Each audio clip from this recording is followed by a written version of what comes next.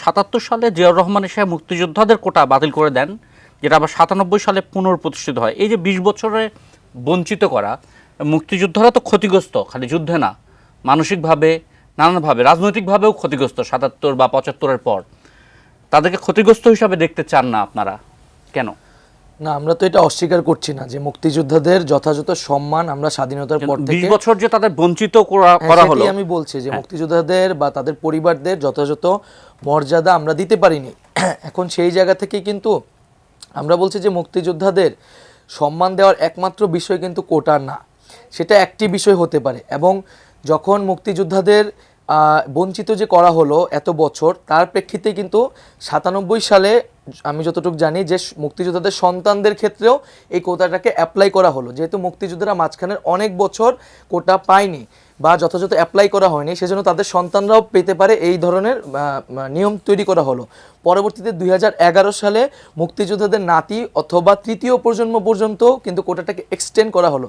সেই যে বঞ্চিত তারা হয়েছিল, এখন তো 50 বছরের উপর হয়ে গেছে বাংলাদেশ, এবং এই সরকারের সময়ে মুক্তিযোদ্ধাদের জন্য কিন্তু যথেষ্ট ধরনের উন্নয়নমূলক বা তাদের ধরনের সুযোগ সুবিধা মর্যাদার অনেক ধরনের ব্যবস্থা সরকার করেছে।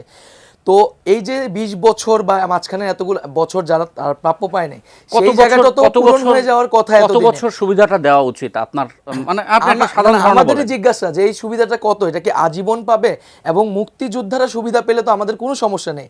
আজকে মুক্তিযোদ্ধাদের অর্জনের বিনিময়ে মুক্তিযোদ্ধাদের তৃতীয় প্রজন্ম, তাদের নাতি পর্যন্ত কোটাটা পাচ্ছে, যিনি মুক্তিযুদ্ধ করেছেন, এটা কি চতুর্থ প্রজন্ম পর্যন্ত পাবে কিনা এই প্রশ্ন তো আমরা রাখতে চাই। প্রশ্নটা হচ্ছে তৃতীয় প্রজন্ম পর্যন্ত দেওয়া হচ্ছে, যিনি মুক্তিযুদ্ধ করেছেন তিনি তো ক্ষতিগ্রস্ত, তার পরিবারও ক্ষতিগ্রস্ত।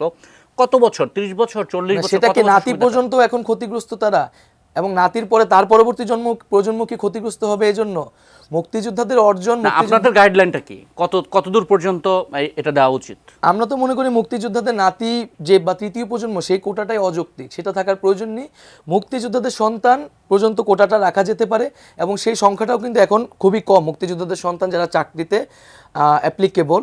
তো সেই জন্য এই কোটার পরিমাণটা আসলে খুব কমে আসবে। মুক্তিযোদ্ধাদের সন্তান যারা 20 বছর কোটা পেলেন না, তারা তো ক্ষতিগ্রস্ত হলেন।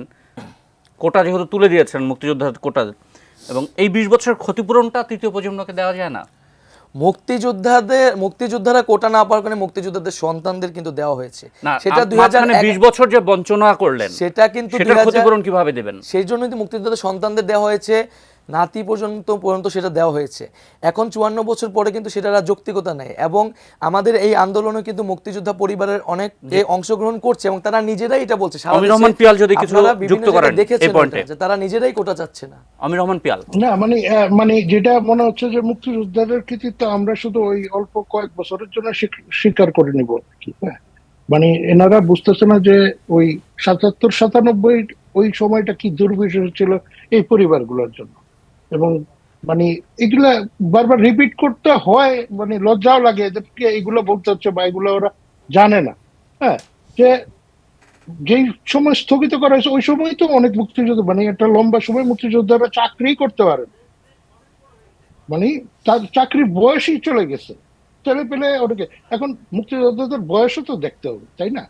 এখন আপনি মানে আমার আমি অন্তত 2 জন মুক্তিযোদ্ধা জানি, তারা দেরিতে বিয়ে করছে। তাদের বয়স 70-এর ঘরে। তাদের বাচ্চারা কিন্তু এখনো খুব বড় না, তাদের বাচ্চাদেরও এখন সুযোগ আছে।